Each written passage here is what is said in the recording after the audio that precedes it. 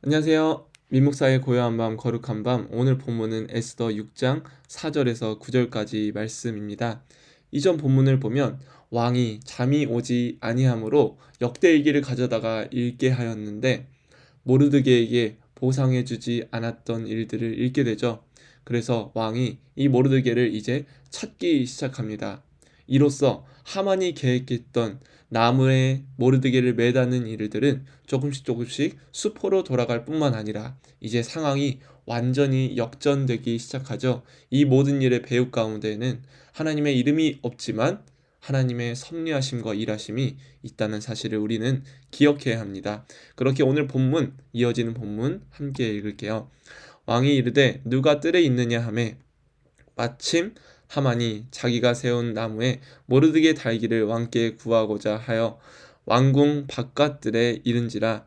측근 신하들이 아르되 하만이 뜰에 섰나이다 하니 왕이 이르되 들어오게 하라 하니 하만이 들어오거늘 왕이 묻되 왕이 존귀하게 하기를 원하는 사람에게 어떻게 하여야 하겠느냐. 하만이 심중에 이르되 왕이 존귀하게 하기를 원하시는 자는 나 외에 누구리요 하고 왕께 아르되 왕께서 사람을 존귀하게 하시려면 왕께서 입으시는 왕과 왕께서 타시는 말과 머리에 쓰시는 왕관을 가져다가 그 왕복과 말을 왕의 신하 중 가장 존귀한 자의 손에 맡겨서 왕이 존귀하게 하시기를 원하시는 사람에게 옷을 입히시고 말을 태워서 성중 거리로 다니며 그 앞에서 반포하여 이르기를 왕이 존귀하게 하기를 원하시는 사람에게는 이같이 할 것이라 하소서 하니라. 아멘. 네, 오늘 본문을 보면은 이제 왕이 모르드게를 찾고 그에게 보상을 하기 위하여 누가 뜰에 있느냐라고 안에서 묻습니다. 그런데 정말 때마침 하만이 이제 모르드게를 나무에 달기 위하여 소청을 하러 온 그때 하만이 있었던 것이죠. 그래서 자기가 세운 이 나무에 모르드게 달기를 구하고자 하여 왔는데 왕이 부르니까 달려가게 됩니다.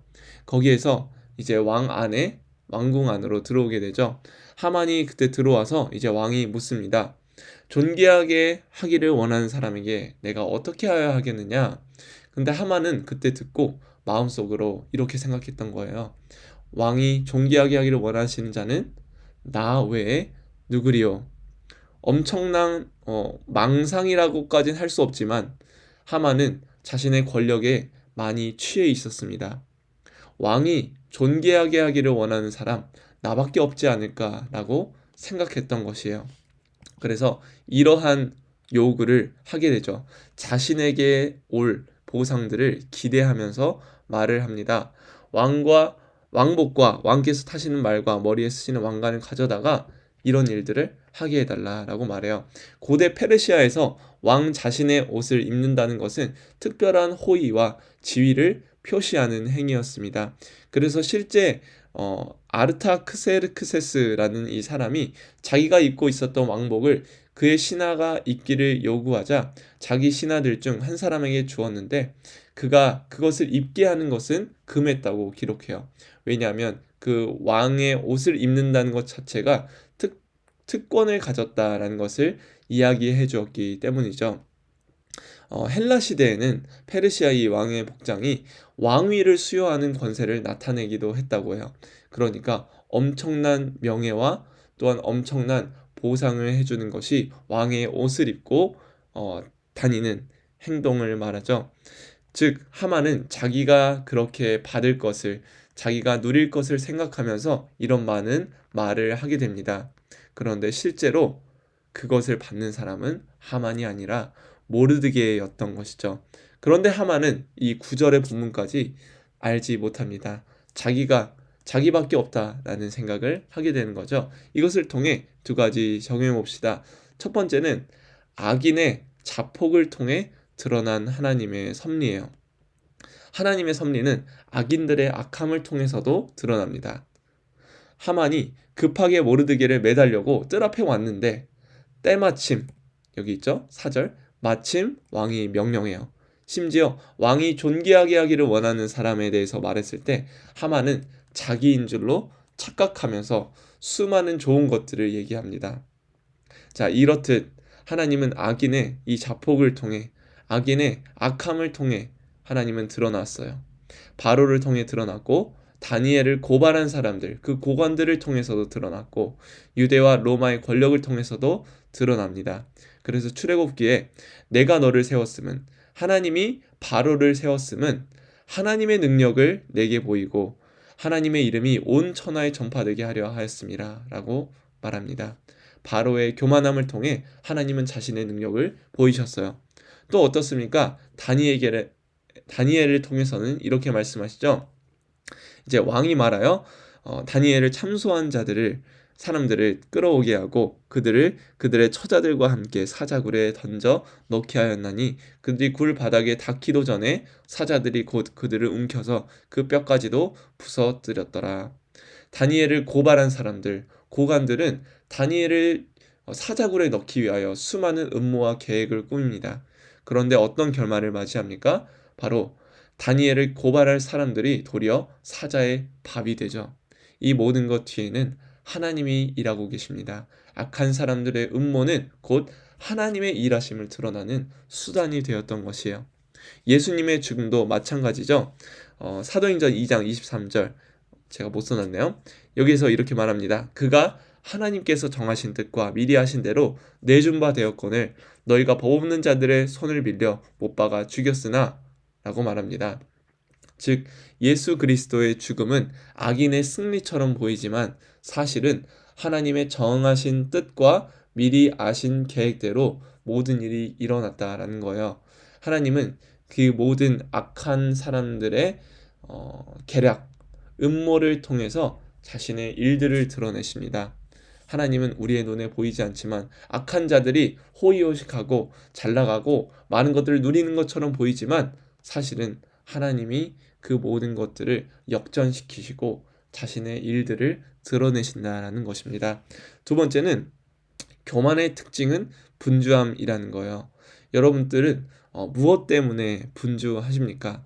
팀케러 목사님이 제가 여러분한테 소개를 시켜드렸던 것 같은데 복음 안에서의 참된 자유라는 책에서 고린도전서 4장 6절에 쓰인 이 교만이라는 단어를 분석합니다. 그런데 다른 본문에서 쓰인 교만과 다르게 이 4장 6절의 교만은 되게 독특한 의미를 가지고 있고 특별히 신약 성경에서 많이 쓰이지 않았던 단어였어요.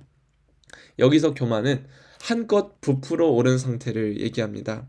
그래서 다양한 특징이 있는데 중요한 두 가지 특징은 공허함과 분주함이에요. 하만은 딱 그런 사람이었습니다. 공허하여서 권력을 채우기 위하여 노력하였고 또 자신의 권력을 끌어다 쓰기 위하여 노력했습니다. 이것을 위하여 이곳저곳 분주하게 다녔죠. 반대로 모르드게는 할 수 있는 것이 없었습니다. 그는 대궐문 앞에 그저 앉아 있었을 뿐이에요. 해야 할 일을 할 뿐 모든 것을 하나님께 맡겼습니다. 그런데 하만은 어떻게 했죠? 분주하게 움직이죠. 모르드게를 죽이려고 온갖 계를 씁니다.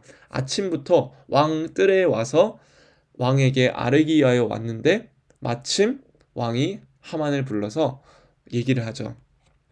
하만은 권력을 끌어모으려고 이것저것을 들쑤십니다. 자기의 것도 아닌데 이 분주한 자아는 왕의 호의가 자신의 것이라고 믿게 합니다. 모든 힘과 영광을 독차지하려고 분주하게 움직였어요. 그런데 그것에 대한 결말이 어떻게 되냐면 하만은 모든 일이 수포로 돌아가고 오히려 자신이 계획했던 이 나무에 자신이 매달리게 되고 아무것도 할 수 없었던 모르드게 하나님께 모든 것을 맡겨 대궐문 앞에 내가 하던 일을 할 수밖에 없었던 모르드게는 오히려 생명을 얻게 되고 유대인들을 구원하게 되는 역사에 동참하게 됩니다. 이것이 바로 하나님이 하시는 일이에요. 교만의 특징은 분주함이지만 하나님이 하신 일의 특징은 아무것도 할 수 없을 때 하나님이 일하신다라는 것을 알려주십니다. 이것을 통해 우리 두 가지 함께 기도할게요. 첫 번째는 악인들의 계략과 음모를 통해 하나님의 일하심이 드러나게 해달라고 기도합시다. 여러분 주변 가운데 이 악한 계략과 음모를 드러나게 꾸미는 사람들이 있습니까? 그러면 요동하지 말고 흔들리지 마세요.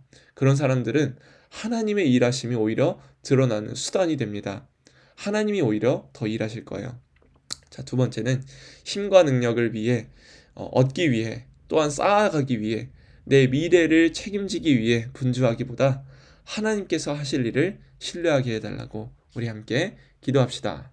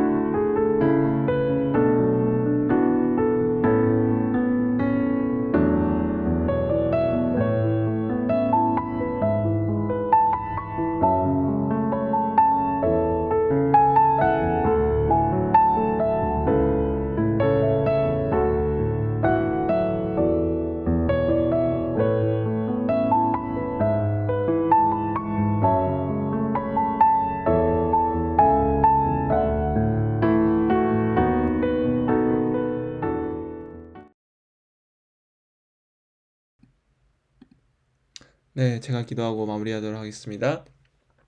거룩하신 주님, 모든 악인들이 의인들을 둘러싸고 나를 둘러싸고 진치며 나를 위협하고 음모를 꾸미고 계략을 꾸밉니다. 이 모든 우겨싸임 가운데 하나님 일하실 줄 믿습니다. 그들의 음모를 통해서도 하나님의 일이 드러나오니 우리는 하나님을 신뢰하는 일에 천착하게 하옵소서. 주님께서 우리에게 주신 이 모든 일들 또한 하나님이 우리에게 주신 이 은혜 가운데 우리가 살아가기를 간절히 원합니다. 나의 힘과 능력을 의지하는 것이 아니라 하나님께서 하실 일을 의지하면서 분주하기보다 먼저 기도하게 하시고 내가 나의 일을 위하여 바쁘게 애쓰기보다 아버지의 말씀을 묵상하며 주님께서 하실 일을 더욱더 기대하고 내어 맡겨드릴 수 있는 우리 되기를 간절히 원하오니 하나님 인도하여 주시옵소서. 감사합니다. 예수님의 이름으로 기도합니다. 아멘. 여러분 오늘도 너무 수고하셨습니다. 분주하기보다 하나님께서 하실 일을 신뢰하는 오늘 밤 되시고 평안히 주무시고 내일 아침부터 하나님께서 오늘 나를 통해 일하실 것이다. 하나님께서 일하실 것이다. 이것을 신뢰하며 살아가길 원합니다. 안녕.